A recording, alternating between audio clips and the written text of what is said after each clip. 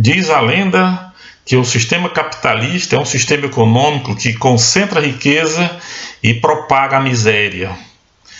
Eu sou o professor Eduardo Simões e este é o nosso canal. Bem, eu gostaria de analisar essa questão usando dos recursos de história, de os fatos e a lógica, para responder a vocês ou refletir com vocês se o capitalismo realmente é isso, o que a grande maioria dos brasileiros pensam que é, né? Um sistema injusto, explorador, concentrador, etc. Bom, acho que todos estão de acordo que o início do capitalismo moderno se dá na Inglaterra, no final do século XVIII, né? E se seguirmos a lógica dessa afirmação de que o capitalismo concentra riqueza, seria de se esperar que a Inglaterra fosse o país mais rico do mundo, né? Cercada por nações pobres, vítimas da sua exploração. Agora, é isso que acontece hoje em dia? A Inglaterra é o país mais rico do mundo, economicamente mais poderoso do mundo? Certamente que não, né? E tem mais, a Inglaterra não é nem o país mais rico da Europa. O país mais rico, mais poderoso economicamente da Europa, é a Alemanha, né?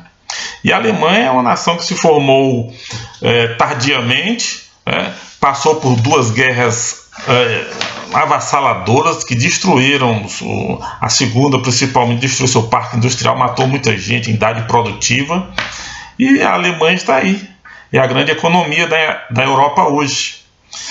Agora, quem são os países socialmente mais desenvolvidos, com a riqueza mais bem distribuída da Europa? São os países escandinavos. Eles alcançaram esse alto grau de desenvolvimento com medidas socialistas, tipo marxista e outras que pregam coisas desse tipo, ou que condenam o capitalismo precocemente, sem mais? Não. Os países escandinavos atingiram o seu nível de desenvolvimento praticando um autêntico capitalismo. E se hoje eles têm algumas instituições, alguns elementos do sistema econômico socialista, isso se deve à evolução natural do sistema capitalista lá implantado, e não a nenhuma revolução extemporânea, povo na rua dando tiro, caçando inimigo de classe, coisa desse tipo.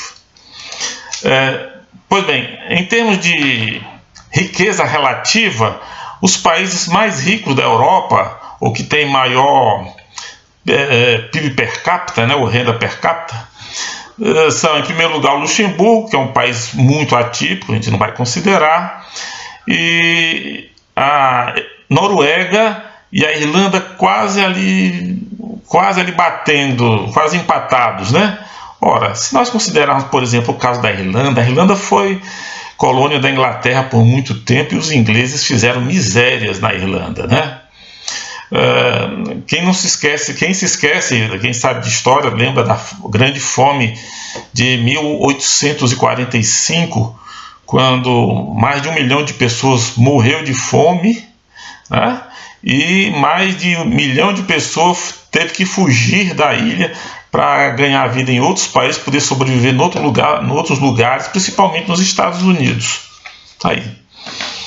Bom, saindo da Europa, é que nós vamos encontrar o país economicamente mais poderoso do mundo, ainda hoje, que são os Estados Unidos. Ora, os Estados Unidos é um país recente, de 500 anos, menos de 500 anos, né? Eles foram colonizados depois do Brasil, uns 400 anos de história somente. É colônia da Inglaterra, né? Um país capitalista desde o início, que enfrentou, né, na década de 29 um colapso quase total da sua economia, mas está aí uma economia até hoje pujante, a maior do mundo, e nem é um país europeu. Agora vem a pergunta, né? A Europa ficou mais pobre porque os Estados Unidos se tornou a principal economia do mundo? Bem, apesar do poderio americano nas últimas décadas, a grande sensação da economia foram, sem dúvida, os países asiáticos.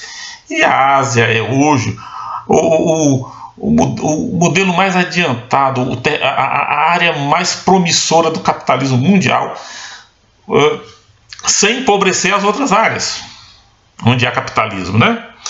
Então, em primeiro lugar, houve o crescimento espantoso do Japão, ali pela década de 70, no século passado, né? Uma explosão de desenvolvimento tremenda que chegou até a deixar os americanos preocupados. E isso aconteceu num país que tinha ainda instituições semifeudais antes da guerra, né? Tinha instituições semifeudais, foi arrasado na guerra, né? Sofreu bombardeio nuclear e, graças ao uso de recomendações tiradas do capitalismo liberal, esse país se tornou uma grande potência mundial e hoje é uma das grandes economias do mundo. Um outro país que também, aplicando receituário capitalista liberal, se tornou uma grande potência foi a Coreia do Sul, que em 1950, de 50 a 53, experimentou uma guerra extravagantemente destrutiva. Forças estrangeiras destruindo seu território, ora um lado avançava, ora recuava e outro avançava. Uma guerra muito mortífera. E agora o país está aí, uma das grandes potências econômicas do mundo. Agora, a grande potência econômica do momento, né, o país que é a sensação do capitalismo mundial, é, por incrível que pareça, a China, né? A China, que enquanto foi comunista depois da Revolução de 49, ficou ali naquela estagnação, patinando, sem avançar grande coisa, resolveu abrir-se para o capitalismo, admitir algumas práticas capitalistas e avançar até razoavelmente nesse sentido, e resultado, o país se torna uma locomotiva da economia mundial. É uma das locomotivas, né, da economia mundial, principalmente ali para a região da Ásia, ameaçando inclusive o domínio americano, aplicando no país aquilo que é próprio do receituário econômico liberal capitalista, do qual os Estados Unidos é um mestre ou é uma referência, né?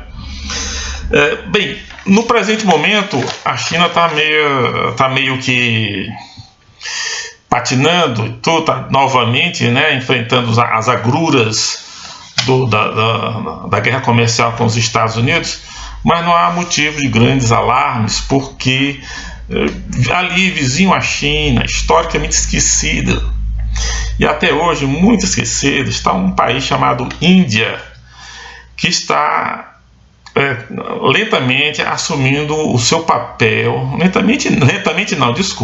rapidamente o seu papel de uma das locomotivas da economia mundial, graças à aplicação do receituário capitalista. A Índia, como vocês sabem, era uma colônia da Inglaterra, sob domínio inglês. A Índia sofreu muitos desastres. Um dos piores desastres, não o pior de todos, foi a Grande Fome de 1876 a 1878, quando morreram mais de 5 milhões de indianos. Calcula-se que talvez até 10 milhões de pessoas tenham morrido nesse episódio lamentável, quando o colonizador inglês, o governador inglês, se recusou tanto a reduzir as exportações de grão da Índia para outros países, como gastar algum do dinheiro que o Estado tinha em caixa para comprar alimento para o povo. Deixou simplesmente o povo indiano morrer de fome. Foi horrível.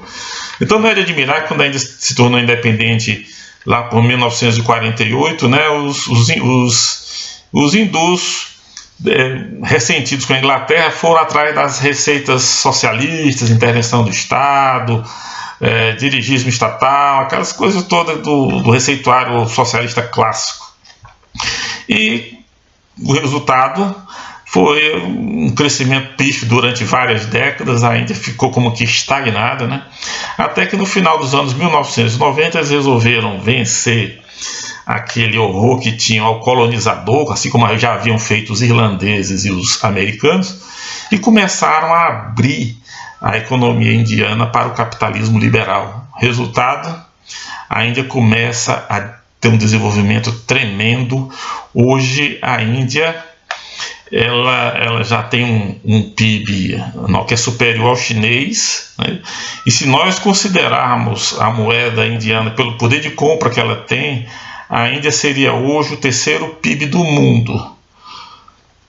Então, fazendo uma espécie de retrospecto geral disso que a gente viu, eu acho que não é mais do que argumentar. Quem tiver dado fatos novos, que traga. Por exemplo, o que nós observamos nesse processo todo é que à medida que vão surgindo novas locomotivas econômicas ou novos países prósperos, os outros não vão ficando mais pobres. A América não ficou mais pobre por causa do crescimento estrondoso da Ásia, nem a Europa tampouco. Quer dizer, não está havendo perda de riqueza num território do globo para que noutra região possa haver progresso econômico. Pelo contrário, todos estão enriquecendo e crescendo, se tornando mais ricos. Uma outra coisa, nós temos que aprender com o opressor e deixar de lado essa ojeriza que a gente tem por tudo que é, por exemplo, americano, né? Quando os americanos fizeram nem um décimo, um milésimo do mal que os ingleses fizeram a irlandeses e indianos, né? E esses povos souberam superar isso para pegar o que havia de melhor no opressor, melhorar e gozar dos frutos dessa escolha bem feita, dessa escolha racional. Precisamos fazer e deixar de lado esses sentimentos radicais, injustificados, como presente naquela conclamação de Carlos Marighella, num de seus escritos, onde ele diz: ódio de morte ao imperialista americano, né? Não vamos entrar nessa, não. Concluindo, eu queria ler para vocês uma conclusão. Concluindo, eu gostaria de ler um trechinho que eu fiz a esse respeito. O capitalismo é o único sistema que cria, amplia e distribui riquezas, embora o faça de maneira desigual. Muito obrigado.